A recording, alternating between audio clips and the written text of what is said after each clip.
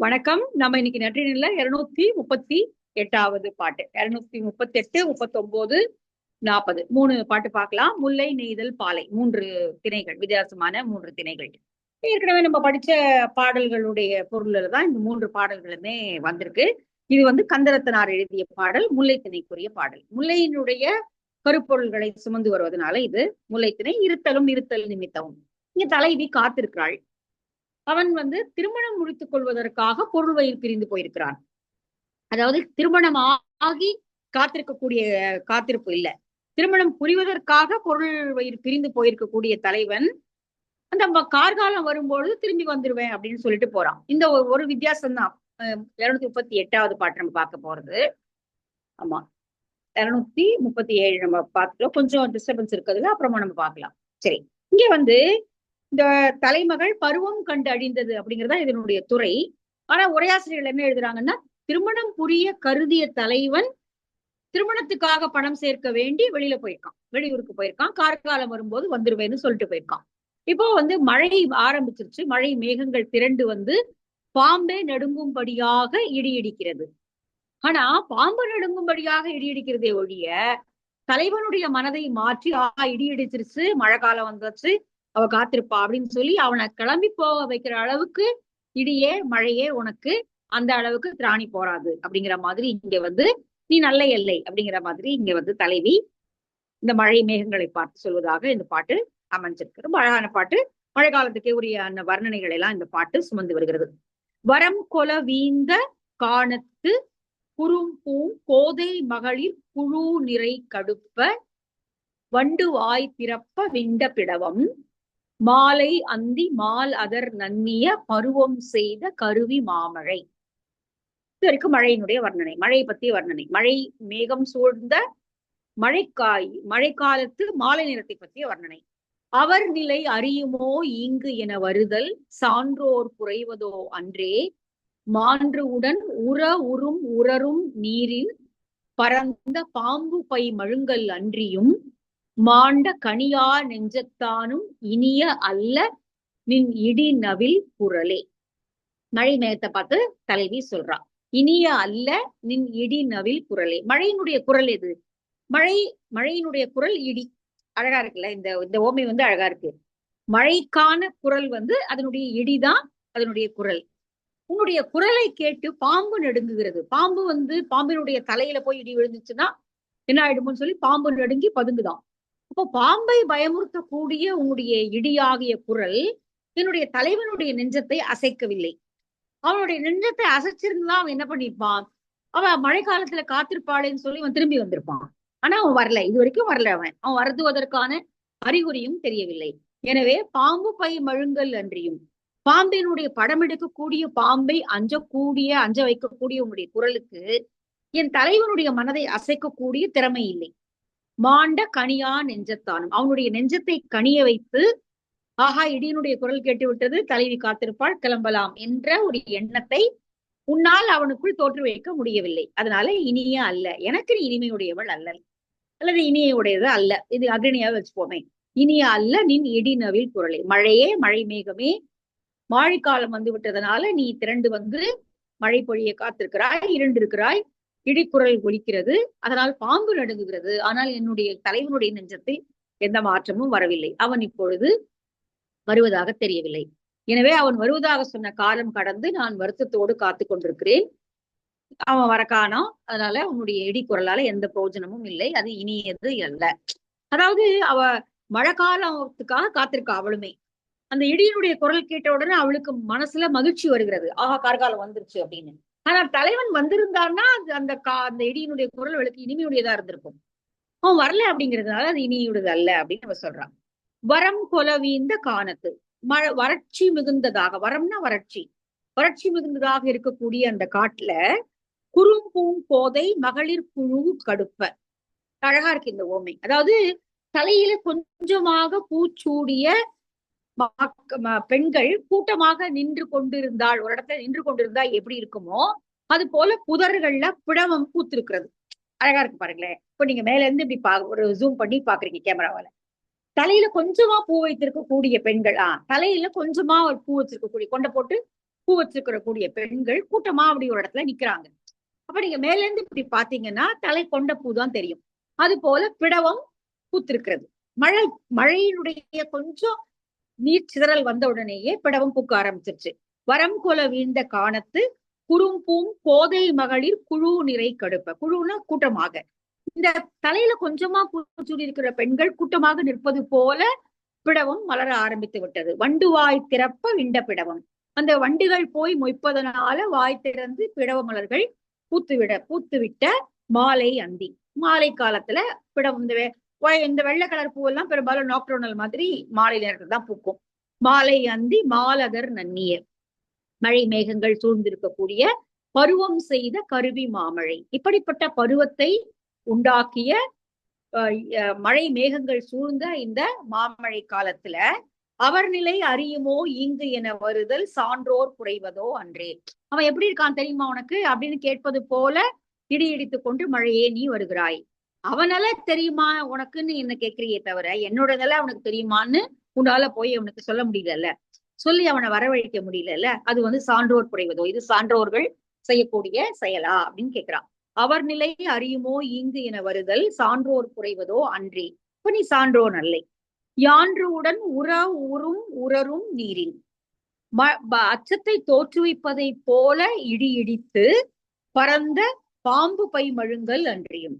அப்படி அச்சத்தை தோற்றுவிக்கக்கூடிய இடியானது பாம்பை அச்சம் கொள்ள செய்கிறதே அன்றி என்னுடைய தலைவனுடைய மனதில் எந்த அசைவையும் ஏற்படுத்தவில்லை.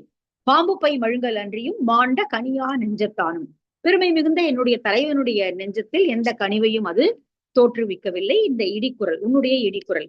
எனவே நீ இனியை அல்ல அப்படின்னு சொல்லி தலைவி மழை மேகத்தை பார்த்து சொல்றான். என்னுடைய தலைவனை நீ அழைத்து கொண்டு வந்திருந்தால் நான் உன்னை இனிமையுடையவள் என்று பாராட்டி இருப்பேன். ஆனால் பாம்பதான் நீ அஞ்ச செய்கிறாய், பிடவத்தை மலரச் செய்கிறாய், மாலை நேரத்தில் இருண்டு போகிறாயே ஒழிய என் தலைவனை நீ அழைத்து கொண்டு வரவில்லை. எனவே நீ இனியது அல்ல அப்படின்னு சொல்லி தலைவி இங்க சொல்ற. என்னுடைய துயரை தான் நீ மிகுவிக்கிறாய், அதனால் நீ சான்றோனும் அல்ல அப்படின்னு சொல்லி மழை மேகத்தை பார்த்து தலைவி சொல்றா. அழகான பாட்டு இல்லையா? வரம் கொலவீந்த காணத்து குறுப்பூம் கோதை மகளிர் குழு நிறை கடுப்ப வண்டுவாய் திறப்ப விண்ட பிடவம் மாலை அந்தி மாலதர் நன்னிய பருவம் செய்த கருவி மாமழை. அவர் நிலை அறியுமோ இங்கு என வருதல் சான்றோர் குறைவதோ அன்றே மான்றுடன் உரரும் நீரின் பரந்த பாம்பு பை மழுங்கல் அன்றியும் மாண்ட கனியா நெஞ்சத்தானும் இனிய அல்ல நின் இடிநவில் குரலே. நல்லை அல்லை நெடுவன் நிலவேன்னு படிச்சிருக்கோம் முன்னாடி குறுந்தொகையில. இனிய அல்ல நின் இடிநவில் குரல். இனி இங்க அது வெண்ணிலவ சொல்லிச்சு, இது மழை மேகத்தை சொல்லுது. சரி, அடுத்த பாடல் 239 நெய்தல் திணை பாடல். கள ஒழுக்கத்துல தலைவன் வர்றான், அவங்க சந்திக்கிறாங்க, அவ்வளவுதான். 2 பேரும் பாக்குறாங்க, பேசிக்கிறாங்க, அவ்வளவுதான். மற்றபடி களவில் நிகழக்கூடிய வேற எதுவும் நிகழல. அவங்களுக்குள்ள எந்த விதமான உடல் சார்ந்த எதுவும் நிகழல. ஆனா இந்த ஊர் சும்மா இல்ல. பத்தியா அவன் வரான், இவன் போறா, என்ன நடக்குதோ எது நடக்குதோ யாருக்கு தெரியும் அப்படிங்கிற மாதிரி அலர் பேசுகிறார்கள். அப்போ தலைவன் கேட்கும்படியாக தலைவன் சிறைப்புறமாக இருக்க தோழி தலைவி கிட்ட சொல்றான். நம்ம சாதாரணமா பாக்குறோம், அவனுடைய தேர் வருகிறது, நம்ம போய் அவனை சந்திக்கிறோம், அவ்வளவுதான். அதுக்கே இந்த ஊர் என்னெல்லாம் வாய் பேச்சு பேசுது. ஒருவேளை உண்மையாகவே நீ அவனை முயங்கி இருந்தால் இது இந்த ஊர் என்னெல்லாம் பேசுமோ, அப்ப நம்ம ஏன் அதை செய்யக்கூடாது அப்படிங்கிற மாதிரி தலைவியும் தோழியும் பேசிக்கிறாங்க. இது தலைவனை நேரடியா சொல்லல, சிறைப்புறமாக சொல்லுகிறாள். அப்ப என்ன அர்த்தம் அப்படின்னா, நீ வெறும்னா பார்ப்பதற்கு இந்த ஊர் அலர்த்தூற்ற ஆரம்பித்து விட்டது, ரொம்ப நாள் இதை நீட்டிக்க முடியாது, விரைவில் திருமணம் செய்து கொள், அதனால இந்த ஊரோட வாயை மூட முடியாது, நாங்க ஒண்ணுமே செய்யாம வெறும்ன பார்க்கும் போதே நீ ஏதோ செஞ்சு அவ ஏதோ செஞ்சுங்கிற மாதிரி இந்த ஊர் கதை பேச ஆரம்பிச்சிருச்சு அப்படின்னு சொல்லி இந்த திரைப்புறமாக அவனுக்கு மறைமுகமாக தோழி அறிவுறுத்துகிறாள். அதான் இந்த பாடல். ஞான்ற ஞாயிறு குடமலை மறைய மான்ற மாலை மகிழ்ந்த பரதவர் இனிது பெருமீன் எளிதினின் மாறி அளவன் ஆடிய புலவு மணல் முன்றில் காமர் சிறுபுடி செல்நெறி வழியின் ஆய்மணி பொதி அவிழ்ந்தாங்கு நெய்தர் புல் இதழ் பொதிந்த பூத்தப மிதிக்கும் மல்லல் இருங்கழி மலிநீர் சேர்ப்பற்கு அமைந்து தொழில் கேட்டன்றோ இளமே முன்கை வார்கோல் எல்வளை உடைய வாங்கி முயங்கு என கழுந்த இவ்வூர் எற்றாவது கொல் யாம் மற்றொன்று செய்னே.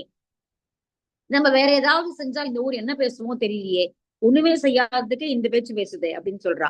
இப்ப யாம் மற்றொன்று செய்யணும், வேற ஒன்னும் செய்யலவங்க, வெறும்னு பாக்குறாங்க, அவ்வளவுதான். இப்ப யாம் மற்றொன்று செய்யறேன் அப்படின்னா, ஒருவேளை உடலால் கலப்பதோ அல்லது முயங்குவதோ கையை பிடித்து இழுப்பதோ ஏதாவது செஞ்சிருந்தா இந்த ஊர் இன்னும் நல்லா பேசுமோ தெரியலையே அப்படின்னு தோழி சொல்றா. அதாவது ஒண்ணுமே செய்யாத போதே அலறி எழுந்திருக்கிறது. இந்த ஊருக்கு இதேதான் வேலை. நம்ம ஏற்கனவே பல இதழ் பாடல்கள் அதை பார்த்திருக்கோம். இந்த ஊர் வந்து சும்மா இருக்காது, இரவு நேரத்திலையும் அவங்க உட்கார்ந்து கூடி கழித்திருக்கும் போது யாரையாவது பத்தி பேசிக்கிட்டே தான் இருப்பாங்க அப்படின்னு பல நெய்தல் பாடல்கள்ல அது வந்திருக்கிறத நம்ம பாக்குறோம். ஞான்ற ஞாயிறு குடமலை மறைய, இவ்வளவு நேரமாக வெயிலடித்துக் கொண்டிருந்த ஞாயிறு இப்பொழுது மேற்கு பக்கமாக போய் மறைந்து விட்டான். மான்ற மாலை மகிழ்ந்த பரதவர், அப்போ மாலை நேரம் வந்துவிடன் இரவு நேரத்தை கழித்து மகிழும்படியாக பரதவர்கள் என்ன செய்கிறார்கள், இனிது பெருமீன் எளிதினின் மாறி, நல்ல பெரிய மீன்களை அவர்கள் பிடித்திருப்பதனால அவற்றை எல்லாம் விற்று அந்த காசாக்கி கள் குடிப்பதற்கான மகிழ்ச்சியோடு அவர்கள் மாலையை மிக மகிழ்வோடு வரவேற்கிறார்கள். அளவன் ஆடிய புலவு மணல் முன்றில், அளவன் ஆடிய நண்டுகள் ஊறக்கூடிய புலவு நாற்றம் வீசக்கூடிய இந்த கடற்காற்று வீசும்போது அந்த வீச்சத்தோட தான் இருக்கும் எப்பவுமே. கடற்கரை பாக்கங்கள்ல அந்த வீச்சம் எப்பவும் இருக்கும். மீன் இருந்தாலும் மீன் இல்லைனாலும் அந்த இடத்துல வீச்சம் இருக்கதான் இருக்கும். புலவு மணல் முன்றில், புலவு நாற்றம் வீசக்கூடிய அந்த மணல் முன்றில, மணல் குவியல்கள் இருக்கக்கூடிய அவங்களுடைய அந்த சிறு குடியில காமர் சிறுகுடி செல்நெறி வழியின், காமர்னா விருப்பத்தை தரக்கூடிய ரொம்ப அழகான, உழவு நாற்றம் இருந்தாலும் அது காமர் சிறுகுடி தான், ரொம்ப விருப்பத்தை தரக்கூடிய சிறுகுடி அது. அந்த கடற்கரையில் இருக்கக்கூடிய மீனவர்களுடைய பாக்கம் என்பது அழகான இடம். அதனால எப்பவுமே அது அப்படிதான் சொல்றா. தலைவியும் சரி தோழியும் சரி, எங்களுடைய பாக்கம் புலால் நாற்றம் வீசக்கூடியதான அழகானது. காமர் சிறுகுடி செல்நெறி வழியின், அது போற வழியில நிறைய ஆயமணி பொதி அவிழ்ந்தாங்கு, அழகான மணிகள் அப்படி பொதி அவிழ்ந்து இருப்பதை போல நெய்தல் மலர்கள் மலர்ந்திருக்கின்றன. அப்படி கொடி, நெய்தல் கொடி படர்ந்து அவ்வளவு பூக்கள் பூத்திருக்கிறது அந்த கொடியில. புள்ளிதழ் பொதிந்த பூத்தபம் மிதிக்கும், அந்த பூக்களை எல்லாம் மிதித்து கொண்டு தலைவனுடைய தேர் வருகிறது. மல்லல் இருங்கழி நீர்க்கழி சேர்ப்பற்கு அமைந்து தொழில் கேட்டன்றோ இளமை, அந்த பூக்களை, நெய்தல் பூக்களை எல்லாம் மிதித்து கொண்டு அவனுடைய தேர் வரக்கூடிய அந்த தலைவனை அவன் சொன்னதெல்லாம் நம்ம கேட்டோமா அப்படின்னா கேட்கல. அவன் எவ்வளவு நாள் இங்க வாங்க, என்ன சந்திங்க, என்னோட இருங்க, என் கூட இருந்து மகிழ்ந்து என்றெல்லாம் கேட்டிருக்கிறான். ஆனால் நம்ம அவன் சொல்லதெல்லாம் கேட்டது கிடையாது. நம்ம சந்திக்கிறோம், அவ்வளவுதான். அமைந்து தொழில் கேட்டன்றோ இளமே, அவன் சொன்னது எதையாவது நம்ம கேட்டிருக்கோமா? இல்ல. ஆனால் கேட்காத போதே இந்த ஊர் இப்படி எல்லாம் பேசுகிறது. முன்கை வார்கோல் எல்வளை உடைய வாங்கி முயங்கு, அவனுடைய முன்கையில மயிர்ச்செறிந்து அவளுடைய கைகள்ல அணிந்திருக்கக்கூடிய வளையல்களை பற்றி இழுத்து அவன் தன் பக்கமாக அவளை இழுத்து கொண்டு அவளை அணைத்து கொண்டான். எப்படிலாம் இந்த ஊர் பேசுது. அதெல்லாம் ஒண்ணு நடக்கல.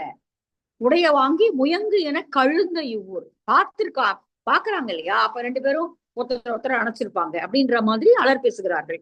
முயங்கு என கழுந்த இவ்வூர், கழுந்த அப்படிங்கிறது வந்து பாருங்களேன், சொன்னேங்கிற சொல்லல, கழுந்த அப்படின்னா கொஞ்சம் இழிவான பொருள்ல சொன்னது அப்படிங்கிறத சொல்றாரு. கழுந்த, இந்த மாதிரி அலர் பேசக்கூடிய இந்த ஊர் எட்டாவது கொல்லோ யாம் மற்றொன்று செய்யினேன், நம்ம தலைவன் சொன்னது போலெல்லாம் நடந்து கொண்டிருந்தால் இந்த ஊர் இன்னும் என்னெல்லாம் பேசுமோ தெரியலையே. இதுக்கு எவ்வளவு வாயப்பார், நம்ம சாதாரணமா பார்த்துட்டு வந்ததுக்கே இந்த ஊர் இவ்வளவு வளர்த்து விட்டுக்கிறது. இப்ப தலைவன் சிறைப்புறமாக இருக்கிறான்.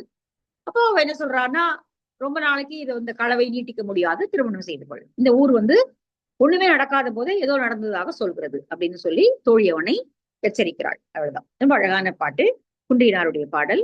ஞான்ற ஞாயிறு குடமலை மறைய மான்ற மாலை மகிழ்ந்த பரதவர் இனிது பெருமீன் எளிதினின் மாறி அளவன் ஆடிய புலவு மணல் முன்றில் காமர் சிறுகுடி செல்நெறி வழியின் ஆய்மணி பொதி அவிழ்ந்தாங்கு நெய்தல் புல் இதழ் பொதிந்த பூத்தப மிதிக்கும் மல்லல் இருங்கழி மலிநீர் சேர்ப்பற்கு அமைந்து தொழில் கேட்டன்றோ இளமே, முன்கை வார்கோல் எல்வளை உடைய வாங்கி முயங்கு என கழுந்த இவ்வூர் எட்டாவது கொல் யாம் மற்றொன்று செய்னே.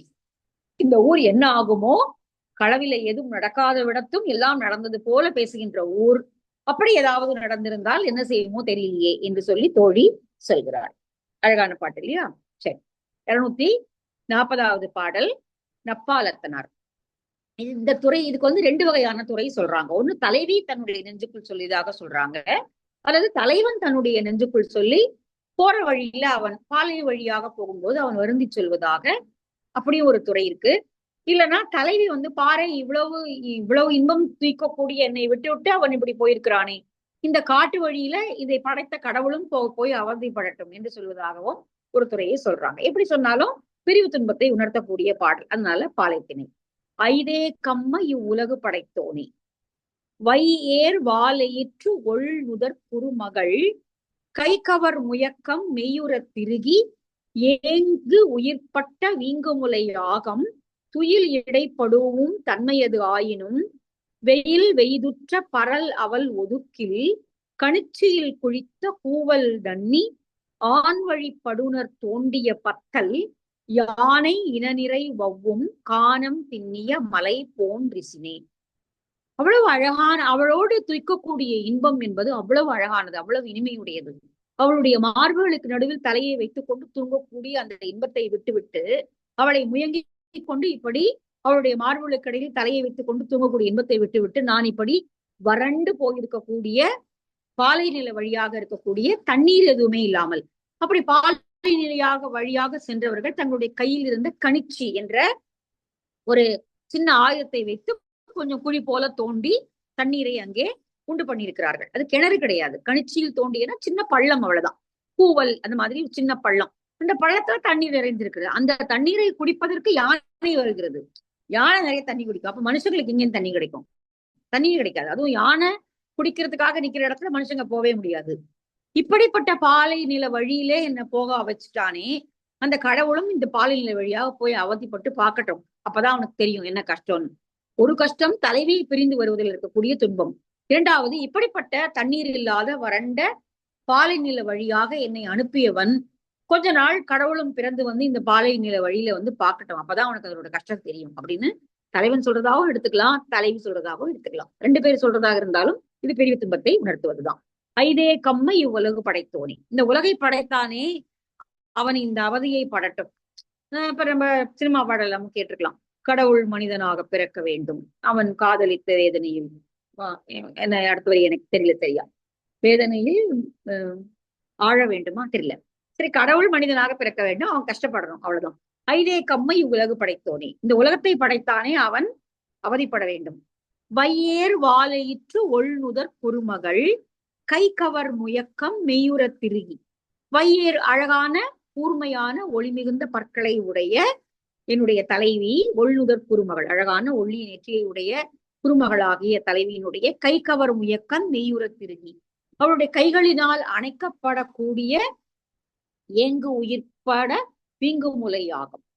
அவளுடைய அழகான மலர்ந்த மார்புகளை தலை வைத்து தூங்கக்கூடிய அந்த இன்பத்தை விடுத்து துயில் இடைப்படும் தன்மையது ஆயினும், அவள் அப்படி தூங்கக்கூடிய அந்த இன்பத்தை விடுத்து வெயில் வெய்துற்ற பரல் அவள் ஒதுக்கில், வெயில் பறந்து நிற்கக்கூடிய பரல் கற்கள் நிறைந்திருக்கக்கூடிய இந்த பாலை நில வழியில கணிச்சியில் குழித்த கூவல் நன்னி. கணிச்சி என்கிற கணிச்சி கூர்ம்படை நம்ம யமனுடைய கையில இருக்கும் அப்படின்னு சொல்லுவாங்க. கணிச்சி அப்படிங்கிறது ஒரு ஆயுதம். கணிச்சி கூர்ம்படை வரும்போது அது வந்து யம தூதர்களுடைய கையில் இருக்கக்கூடிய ஆயுதம் வந்து கணிச்சி அப்படின்ற மாதிரி பாடல்கள் இருக்கு.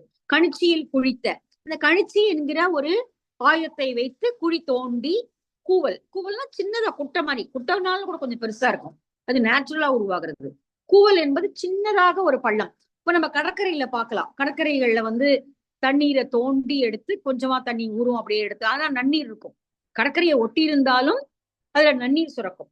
அப்படி இந்த மாதிரியான ஒரு கூவலை தோண்டி எடுத்து ஆண்வழி படுனர் வேண்டிய பத்தல், இந்த வழியாக தோண்டியவர்கள் இந்த கூவலை தோண்டி இருக்கிறார்கள். ஆனால் அதுல தேங்கக்கூடிய நீரை குடிப்பதற்கு யானை வருகிறது. யானை இன நிறை வவ்வும். யானை வந்தா அந்த தண்ணி எப்படி மனுஷன் குடிக்க முடியும்? அது வந்து போறவே போறாது. அதனால அப்படிப்பட்ட இடத்துல வந்து யானை வந்து தண்ணீர் குடிக்கக்கூடிய இடத்துல இப்ப தண்ணீரும் கிடைக்காது. பாலை நில வழி, வெயில் கடுமையாக இருக்கிறது, பரல் கற்கள் சூழ்ந்து இருக்கக்கூடிய இடம், மரங்கள் இல்ல, சின்ன கூவல்ல கொஞ்சமா தண்ணி இருக்கு, அதையும் யானை குடிக்க வருது. காணம் திண்ணிய மலை போன்றிசினி, இப்படி காணத்தை போல காட்டை போல இருக்கக்கூடிய இந்த மலையை தாண்டி போக வைத்தானே அந்த கடவுள் இந்த வழியாக சென்று அவனும் இந்த துன்பத்தை அடையட்டும் என்று தலைவி சொல்வதாகவும் வைத்துக் கொள்ளலாம், தலைவன் சொல்வதாகவும் வச்சுக்கலாம். தலைவன் தன்னுடைய நெஞ்சத்திலே சொல்லிக் கொள்வதாக இந்த பாடல். வெயில் வெப்பமுற்று இந்த காட்டுப்பகுதியில் இந்த உலகை படைத்தவனும் சென்று மெலிந்து அவனும் வருத்தப்படட்டும்.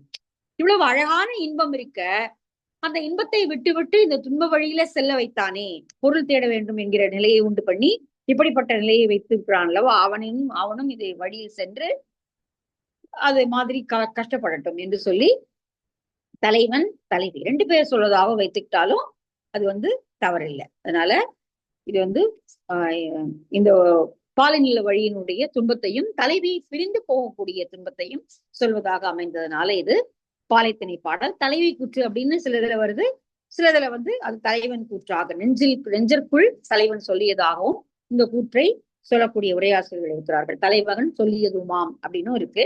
ரெண்டையுமே நம்ம எடுத்துக்கலாம். தலைவி சொன்னா இப்படிப்பட்ட இன்பத்தை விடுத்தேவன் போகிறானே, அந்த வழியில கடவுளும் போய் அவதிப்படட்டும் அப்படின்னு சொல்றதாகவும், தலைவன் சொல்லியிருந்தா இப்படி அழகான ஒரு இன்பத்தை விட்டு என்னை காட்டு வழியில போக வைத்திருக்கிறானே, அந்த கடவுளும் துன்பப்படட்டும் அப்படிங்கிற மாதிரியும் இது வச்சுக்கலாம். சோ எப்படி இருந்தாலும் அது சரிதான். இப்ப 240 பாடல் வரைக்கும் நம்ம பார்த்திருக்கோம். அடுத்த பாடலை அடுத்த வகுப்புல பார்க்கலாம். பாய்.